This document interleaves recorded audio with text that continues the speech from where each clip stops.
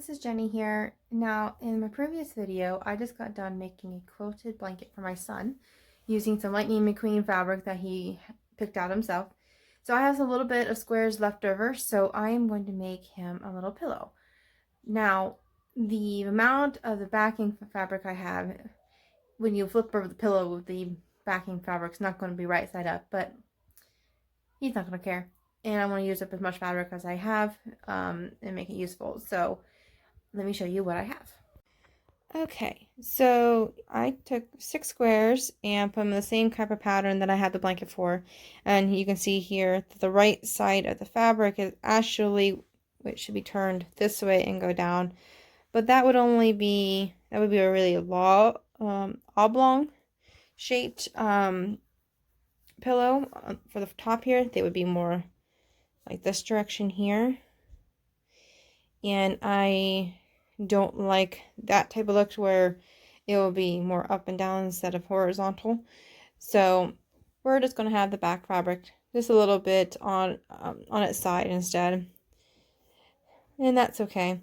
Now I do have more squares, but I don't think it needs to be much bigger than this. I might add 2 more.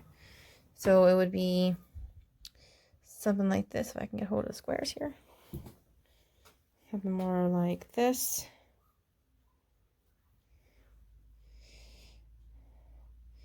And if I wanted to, I would have enough to actually make this pillow the same length as the blanket itself, because it's 5 squares across.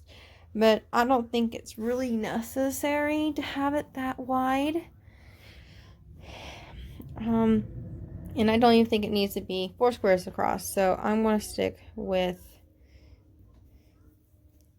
6 squares total, so 3 across, 2 down, and go from there. And maybe I'll come up with something else for this, because I got probably about 6 more of those left too.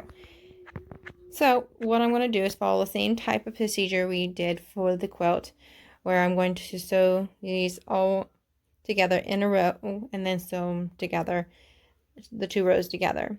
And then we will attach it a little bit differently, because before we put the batting in between the 2, sewed around it, and then put the binding around.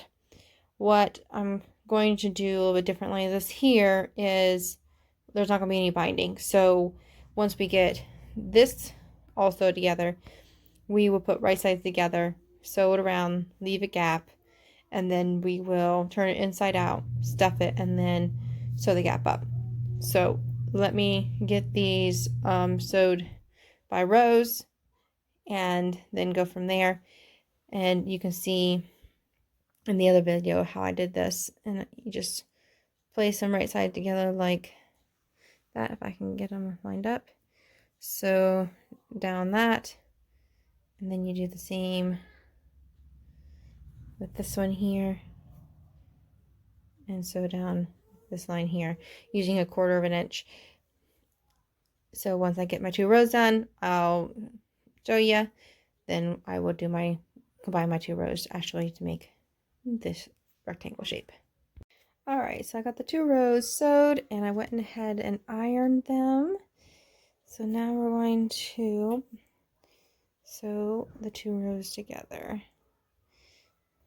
So, as hopefully I did okay with my sewing. With the blanket, I got away with a little bit off center on these corners because I put yarn around those corners to actually tie the layers together. This one I'm not going to do that, so I'm going to hope that I did a fairly decent job to getting these all lined up. And let me get them pinned and sewed together and see how well I do. Alright, so I got the 2 rows all sewed together and my corners are really, really good, especially that one. That's almost perfect, and that one's fairly close too. So exciting. So now what I did iron out all my seams too to make it nice and flat. And what now I'm going to do is cut my backing to this size and make sure all my edges are all the same. So I'll probably do some folding and do some trim work to make sure they all match, or as straight as possible, I should say. They're not exactly going to match, but I'm gonna do that, cut my back piece out, and then I'll show you what we do next. But basically what we're going to do is do right sides together, so almost all the way around, leaving a gap like I stated before. So I'll see you at that part. Alright, so I have it all pinned, so I'm going to leave a space here at the bottom and go all the way around. And of course I got a little careless with the cutting, yeah, the roller, and I can't think of what you call these at this moment. Scissors or whatever, whatever you want to call that darn thing. It's escaping me at the moment. So I just need to be a little careful going here to try to get as straight of an edge as possible. So be careful, don't do that. And then I will come back after I get it all sewn. Alright, so I sewed all around. Sorry, I got it upside down. And I clipped the corners to make the turning easy. So now we can turn this inside out and stuff it. Alright, so I got it all stuffed how I want it. And now I'm going to do a invisible stitch or a ladder stitch, or what you can call it, to close this gap. Okay, so here is kind of what the invisible or ladder stitch looks like. There's plenty of tutorials out there for you to take a look at. Just start here and you just kind of go back and forth. Let's see if I can get it to do it with one hand here.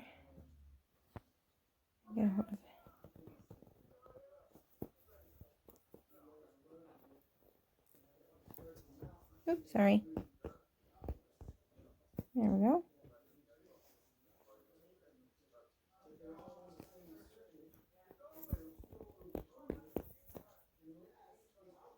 Sorry about how bad this is here. Kind of hard to do with one hand.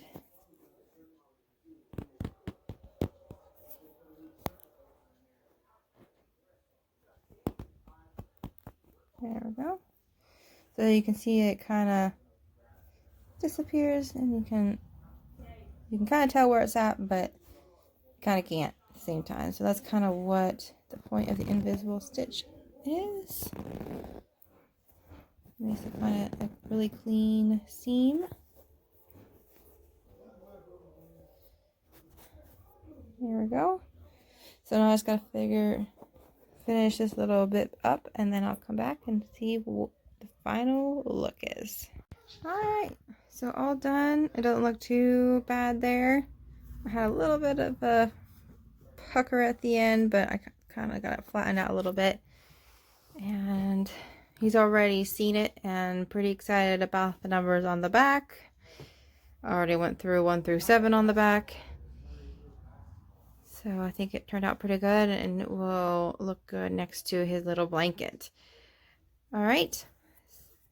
It's a simple way to use up some of your scraps if you made more squares like I did, because I didn't know how big of a blanket I could make out of the little bit of fabric I did get out of these two. So I had some extra, and I do have a couple others. I gotta come up with something to use those. They might just stay in my scrap pile until later on till I come up with something. But I think this turned out pretty good. Alright, well, everyone have a nice day.